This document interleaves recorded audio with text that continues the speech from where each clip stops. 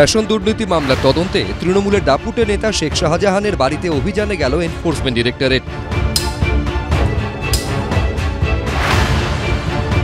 যার পরিণাম হলো ভয়ঙ্কর। তদন্তকারীদের উপর হামলা চালালো শাহজাহান আশ্রিত দুষ্কৃতীরা। কার্যত প্রাণ ভয়ে পালালেন আগ্নেয়াস্ত্রধারী কেন্দ্রীয় বাহিনীর জওয়ানরা। কিন্তু কে এই শেখ শাহজাহান? কোথা থেকে তার এত প্রভাব প্রতিপত্তি? শেখ শাহজাহানের মাথায় কার হাত রয়েছে?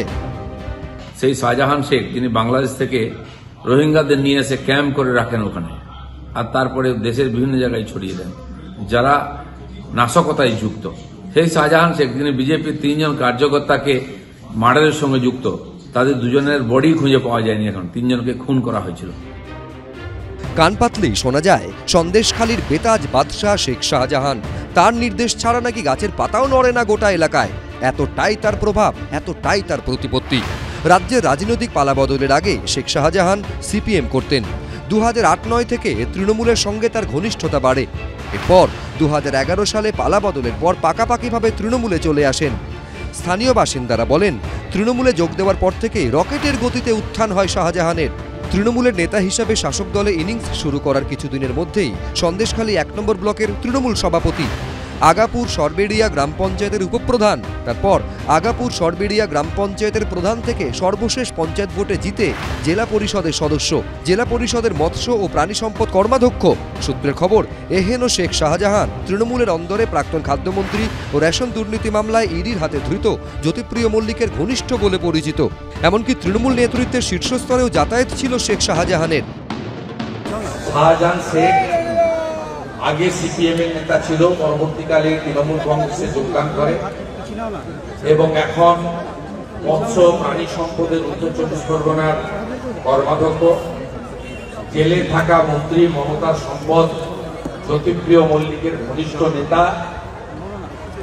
নবজোয়ারের নামে ভাইপো যখন ওই এলাকায় যায়, যার সঙ্গে নিভৃতে একাধিকবার আলোচনা হয়, যাকে রাজ্য সরকার নিরাপত্তা রক্ষী দিয়ে সুরক্ষিত রাখার ব্যবস্থা করেছে এবং সর্বোপরি চোর মমতার প্রিয় পাত্র শাহজাহান শেখ।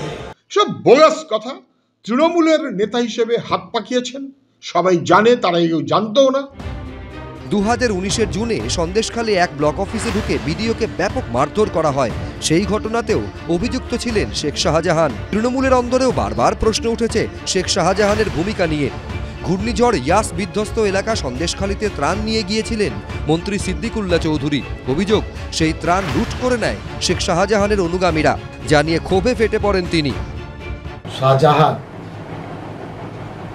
তার ইন্ধন এবং তার উস্কানিতে কয়েকশো মানুষ আমার গাড়ি ঘেরাও করে। এদিন ফের সেই শাহজাহানের নাম শিরোনামে উঠে আসায় ক্ষোভ উগরে দিয়েছেন মমতা বন্দ্যোপাধ্যায়ের মন্ত্রিসভার সদস্য সিদ্দিকুল্লাহ চৌধুরী।